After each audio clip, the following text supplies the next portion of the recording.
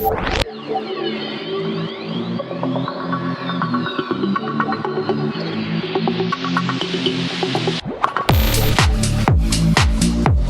everybody, welcome back to the channel. Thank you so much for once again joining me for tea time. Today we have a little bit of fireside, that smokiness of the lap song. You know I love it. You know I love it, guys.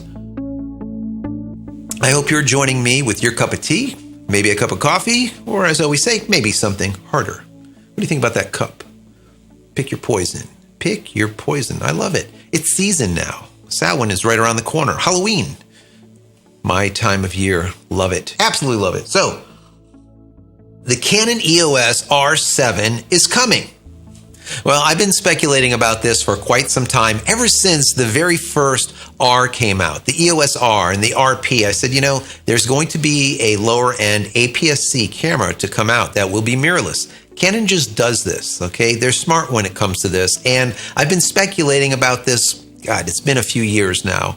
Well, just recently, Canon Rumors came out with something that kind of solidifies it a little bit, adds a little more credence to it, and they've gotten reports saying that, yes, there is a time frame now, and the time frame on that speculation is the second half of 2022. Now, if that happens or not, obviously it's yet to be seen, but it simply makes sense. And like I said, I've been talking about this for quite some time, and in my personal opinion, it makes sense, and I'm going to tell you why in this video. But before I get into it, I want to say that if you haven't downloaded any of my ebooks yet, they're free. You can go over to JCristina.com/ebook. Once again, JCristina.com/ebook. So basically the reports say that this BSI or backside illuminated sensor that they're going to use in this brand new Canon will be used in multiple models. Now, I'm going to speculate this is the Canon EOS R7, and it just makes sense. Canon has been making mirrorless models to replace their DSLRs ever since the beginning.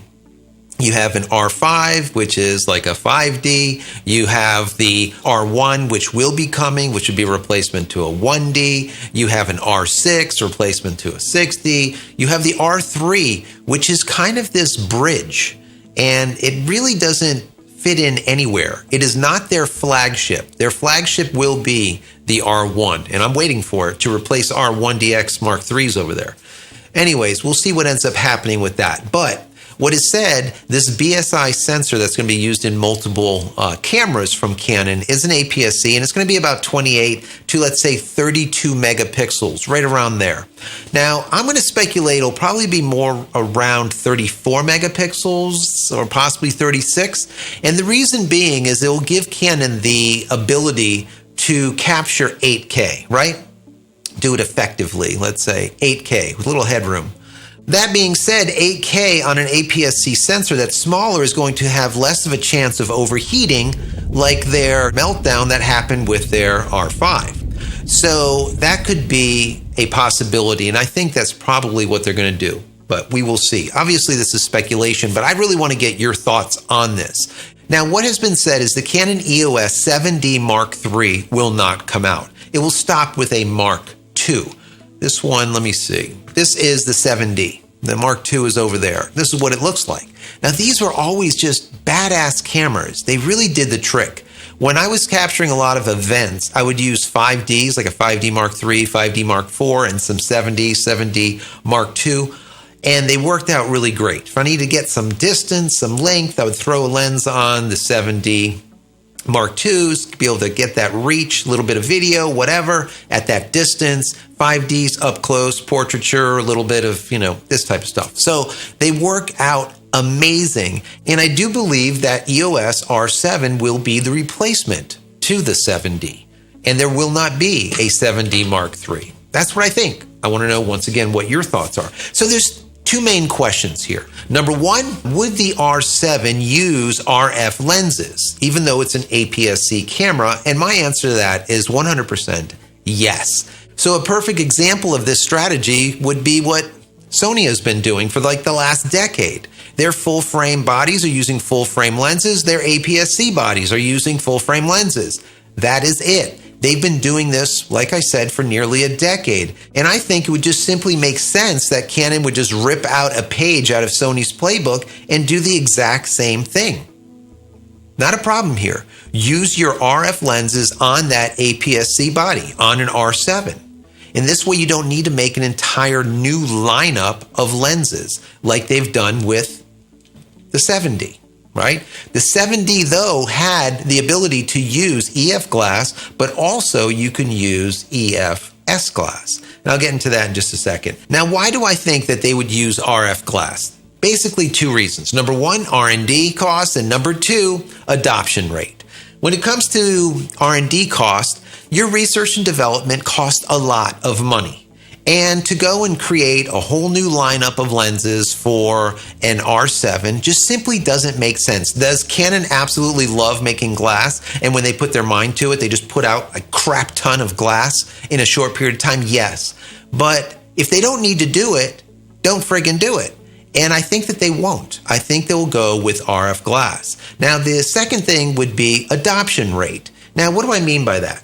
Well, if you get people into your line and it's using the same glass that they will be able to use when they move forward into your more expensive full-frame cameras, it just simply makes sense. It's almost like a loss leader, like what Sony did with their A7 III. They brought in new blood with that camera. And the EOS R7 would be similar in this manner. It would take the enthusiasts, bring them into that middle range where we call them pro-am or prosumer, and then move them into full frame, and they would be able to use the exact same glass. Okay? That's a lot more palatable for people that are coming on board that are spending a lot of money. And the second question is, would Canon cannibalize their EOS M series and replace it with an R7? And my answer to that is maybe, but probably not. Now, there's something to be said about having additional product lines, lower end product lines, like an M series. It is affordable. People can get into them for a very small amount of money, a small investment, and have a really good camera.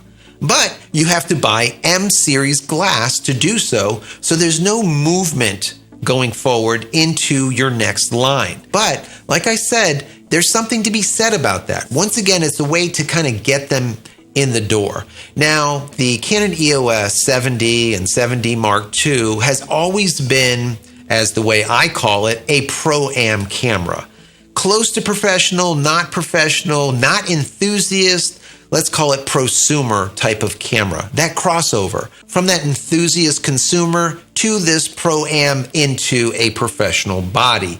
And of course, the price tag has always reflected that. So what I speculate is they would take that EOS M series and basically turn it into their Rebel line, their enthusiast line.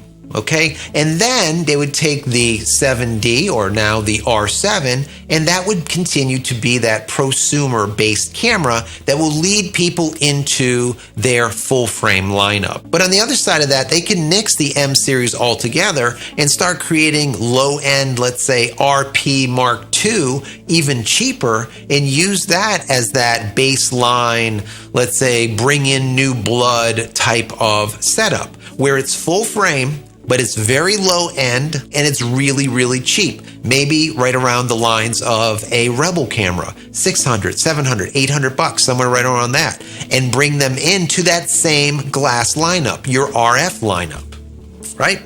So I want to know what your thoughts are. What do you think? Do you think they're going to keep the EOS M series or nix it? Do you think that Canon will come out with an EOS R7 with an APS-C sensor? And number three, do you think that if they did come out with an APS-C R7 line, would it use its own glass or would it use RF glass? If Canon did the same as it did in the past, you would have RF glass and you have like RF-S glass. I don't think that they're going to do it. What do you think? So anyways, guys, I hope you found this enjoyable. If you have, please give it a thumbs up. That would be very helpful. Subscribe to the channel and click this little bell icon over here so when we go live or when a new video comes out, you will be notified of it immediately. Also, if you want to contribute to the channel, there's 3 ways of doing so. We have a link right here to PayPal. Down here, we have a button that says join. You become a member. I can give you perks for doing so. And finally, there's a button there that says thanks. You can give a donation, and that comes directly to us, the creators, supposedly the lion's share or the majority. And finally, head over to my website, JCristina.com, where you can find all the photography tools I've invented for you and me over the years. And hopefully there's something there that you might like. And if there is, please pick it up and support me and my family. That's it. I'm out of here for yet another vlog. Many blessings to you and your family. Stay safe and stay healthy.